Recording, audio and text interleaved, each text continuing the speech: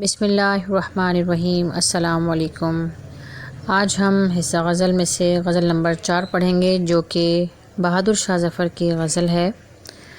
اور بہادر شاہ ظفر کون تھے؟ بہادر شاہ ظفر آخری مغلیہ دور کے بادشاہ تھے، آخری بادشاہ تھے۔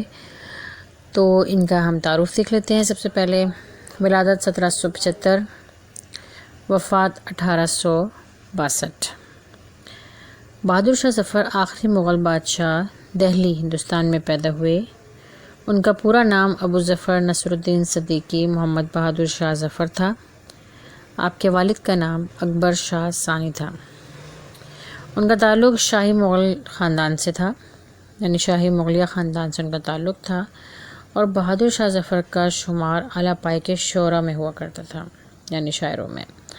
شاعری میں ان کے پہلے استاد ذوق تھے، ابراہیم علی ذوق، اور ان کے انتقال کے بعد غالب، جو ہم نے پچھلی غزل پڑھی تھی، مرزا اسد اللہ خان غالب، ان کو استاد بنایا۔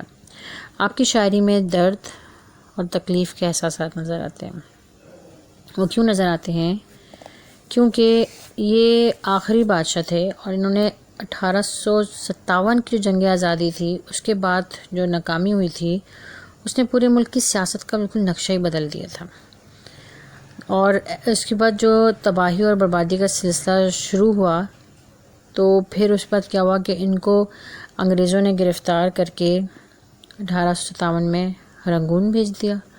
وہاں 5 سال تک قید میں رہے اور نظر بندی کے مصائب جھیل کر بے کسی کے عالم میں، کہ بہت ہی، یعنی کہ بولتے ہیں نا کہ ان کا ایک شعر ہے نا کہ 2 گز زمیں بھی نہ ملی کوئی یار میں، تو اس طرح مطلب ان کی حالت ہو گئی تھی کہ اپنے دیار میں ان کو، اپنے وطن میں ان کو دفن ہونا بھی نصیب نہیں ہوا۔ تو ان کی جو کہانی ہے، یا جو کہہ سکتے ہیں کہ ان کی داستان جو ہے، ایک عبرت ہے ہمارے لیے۔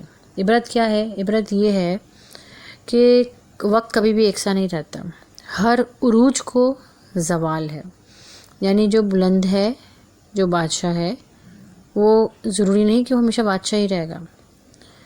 صرف اور صرف جو بڑی ذات ہے وہ اللہ کی ہے، اور اللہ سے بڑھ کر کوئی نہیں ہے۔ تو اگر کسی کو عروج مل رہا ہے، کسی کو عزت مل رہی ہے، کسی کو شہرت مل رہی ہے، کسی کو دولت مل رہی ہے، تو کبھی بھی یہ مت سوچیں کہ یہ ہمیشہ رہنے والی چیز ہے، کیونکہ یہ چیزیں ہمیشہ نہیں رہتی، بلکہ دولت، اقتدار، حکومت، یہ سب چیزیں ہاتھ کا میل ہے، آج ہیں، کل ہو سکتا ہے ہمارے پاس نہیں ہے۔ صبح جو لوگ بادشاہ ہوا کرتے ہیں، شام کو فقیر بن جاتے ہیں، اور اللہ تعالیٰ کا بھی قسمت ایسی بھی بدلتا ہے کہ صبح بندہ فقیر ہے اور شام کو اللہ تعالیٰ نے ایسا کرم کیا کہ اس کی دن کے دیکھتے دیکھتے اس کے زندگی بدل گئی۔ تو یہ بھی اللہ تعالیٰ کے کام ہے، سب اللہ تعالیٰ کی حکمتیں ہیں، اور اللہ تعالیٰ کی حکمتیں اللہ تعالیٰ ہی جانتا ہے۔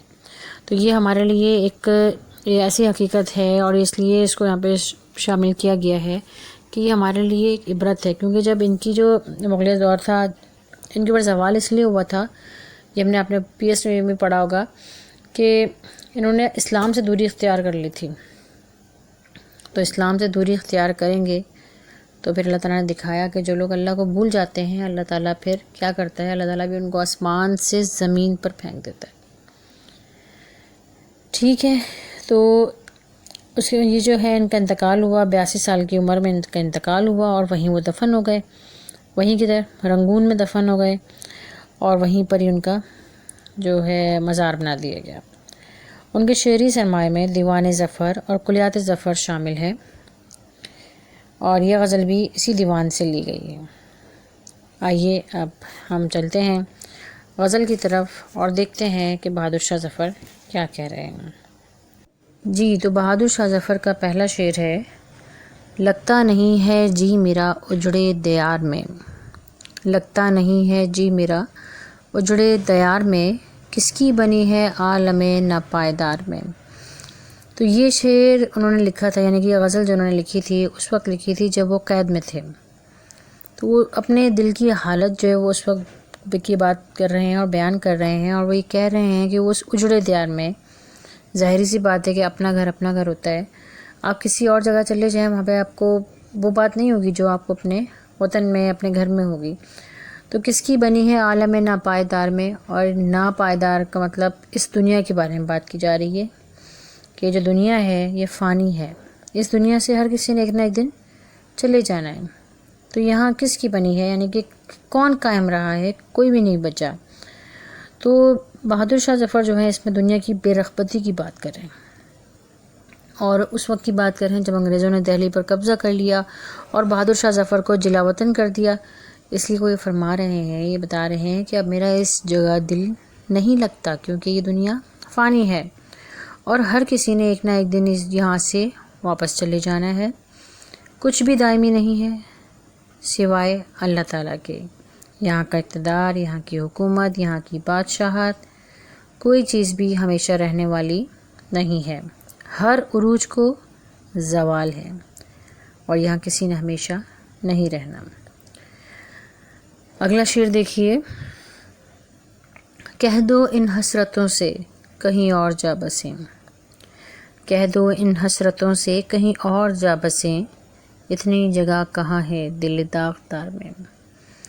اس شعر میں بھی شاعری ہے، شاعر جو ہے وہ اپنی مایوسی کا اظہار کر رہے ہیں۔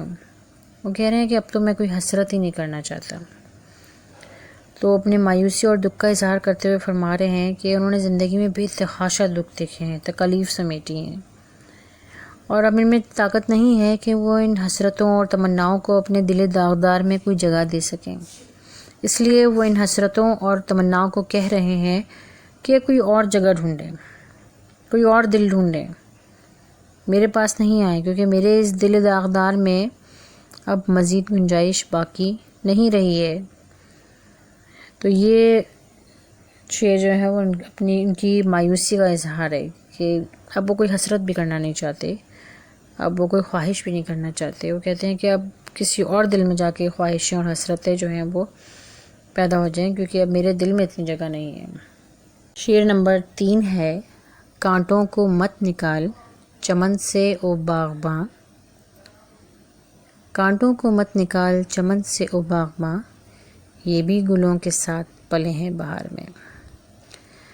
اس شعر میں کانٹا کس کو کہا جا رہا ہے؟ خود کو کانٹوں سے تشبیہ دے رہے ہیں، یعنی کہ اپنے آپ کو کانٹا کہہ رہے ہیں، اور اپنی اس حالت کو بیان کر رہے ہیں کہ جس طرح انگریزوں نے ان کو جلا وطن کیا، وہ بالکل اس طرح ہے جیسے پھول کو کانٹے سے الگ کرتے ہیں۔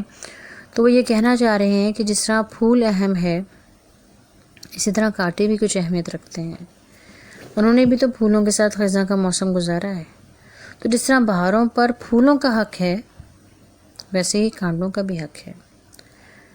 یہ بھی تو گلوں کے ساتھ پلے ہیں بہار میں، یعنی کہ جب پھول کھلتے ہیں بہار کے موسم میں تو صرف پھول اکیلے ہی تو نہیں کھلتے، اکیلے تو نہیں کھلتے نا، ان کے ساتھ کانٹے بھی تو ہوتے ہیں۔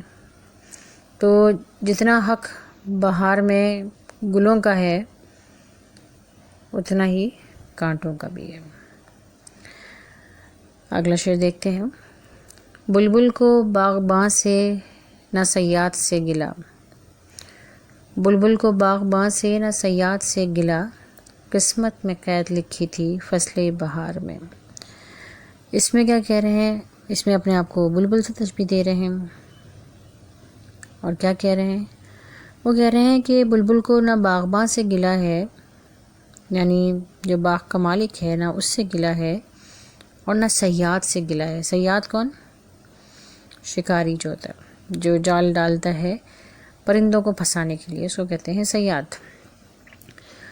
اور باغباں کون؟ مالک، اللہ تعالیٰ، ٹھیک ہے۔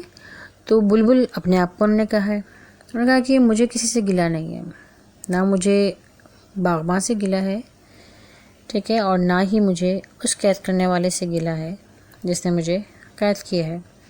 کیوں نہیں ہے؟ کیونکہ میری قسمت میں ہی لکھی تھی قید، کہ میں فصل بہار میں جب میرا عروج شروع ہوگا تو میں قید کر دی جاؤں گا۔ تو اس لیے جو ہے وہ کہہ رہے ہیں کہ مجھے کسی سے کوئی گلا نہیں ہے۔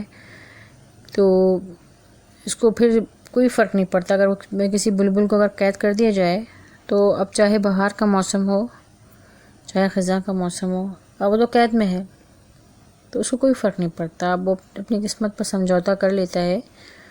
اور بالکل اسی طرح جس طرح ہماری تقدیر میں بھی یہ سب لکھا ہے، تو انسان سوچتا ہے کہ اب ہمیں کسی سے شکوہ نہیں کرنا، کیونکہ ہماری قسمت میں ہی یہ سب کچھ لکھا تھا۔ ٹھیک ہے جی، اگلا شعر دیکھتے ہیں جو ان کا لاسٹ شعر ہے۔ اور اچھا، میں نے آپ کو یہ بھی بتایا تھا پچھلے لیکچر میں کہ جو آخری شعر ہوتا ہے کسی بھی غزل کا، جس میں شاعر اپنا تخلص بیان کرتا ہے، اس کو کہتے ہیں مقطع۔ اب مقطع کو دیکھ لیتے ہیں۔ کتنا ہے بد نصیب ظفر دفن کے لیے، کتنا ہے بد نصیب ظفر دفن کے لیے، 2 گز زمیں بھی نہ ملی کوئے یار میں۔ تو اس شعر میں بھی شاعر جو ہے کیا کہہ رہے ہیں، اپنی بد نصیبی کا ہی رونا رو رہے ہیں۔ جیسے میں نے آپ کو بتایا تھا کہ ان کو اپنے ملک میں دفن ہونے کے لیے بھی جگہ نہیں ملی۔ ان کی خواہش تھی، آخری دم تک ان کی خواہش تھی کہ مجھے میرے اپنے جو میرا وطن ہے میں وہیں جاؤں اور مجھے وہیں دفنایا جائے مرنے کے بعد، لیکن ان کی خواہش بھی پوری نہ ہو سکی، اور مطلب ان کو یہی ڈر تھا کہ میں یہیں پر جو ہے دفن کر دیا جاؤں گا۔ تو اس شعر میں بھی وہ جو ہے اپنی بد نصیبی کا رونا رو رہے ہیں اور فرما رہے ہیں کہ مجھ جیسا بد نصیب شخص کون ہوگا کہ میں اپنی آخری سانسیں جو ہیں وہ بھی غیر ملک میں لے رہا ہوں، اور مجھے قبر بھی اپنے وطن میں نصیب نہیں ہوگی۔ تو اس بند میں شاعر اپنے وطن سے محبت کا بھی اظہار کر رہے ہیں ایک طرح سے، کہ وہ ان کی خواہش ہے کہ وہ چاہتے ہیں کہ کاش میں اپنے وطن میں دفنایا جاؤں۔ تو وہ یہ اس لیے وہ کر رہے ہیں کہ شاید ان کے مرنے کے بعد کسی کو ان کی اس شعر کو پڑھنے کے بعد ان پہ رحم آیا اور اس کو وہاں دفنا دیا جائے، لیکن کوئی فائدہ نہیں ہوا، اور ان کو رنگون بھیج دیا گیا تھا قید کرنے کے لیے، قید کے لیے، اور وہ وہیں دفن کیے گئے تھے۔ تو اس طرح ان کی خواہش پوری نہیں ہوئی۔ تو یہ تھے بہادر شاہ ظفر، اور بہت زبردست ان کی شاعری ہے، لیکن درد سے بھری ہوئی شاعری ہے۔ اگر دیکھیں تو حقیقت پر مبنی شاعری ہے، اور انہوں نے سارا اپنا وہی حال لکھا ہے جو ایک قیدی جو ہے اگر قید میں ہو تو اس کی کیا حالت ہوتی ہے۔ تو یہ انہوں نے اپنے حالات بتائے کہ ان کا دل نہیں لگ رہا، تو ان کی وہ حسرتیں بھی نہیں کرنا چاہتے، وہ گلہ بھی نہیں کر رہے، نہ سیاد سے گلہ کر رہے ہیں، نہ باغبان سے گلہ کر رہے ہیں، اور اپنے آپ کو بد نصیب کہہ رہے ہیں۔ یہ ان کے وہ حالات ہیں جو انہوں نے پوری غزل میں بیان کیے ہیں۔ تو یہ غزل ہے ماخوذ کس سے؟ دیوان ظفر سے۔ آج کا لیکچر بس اتنا ہی ہے۔ اگلے لیکچر تک کے لیے اللہ حافظ۔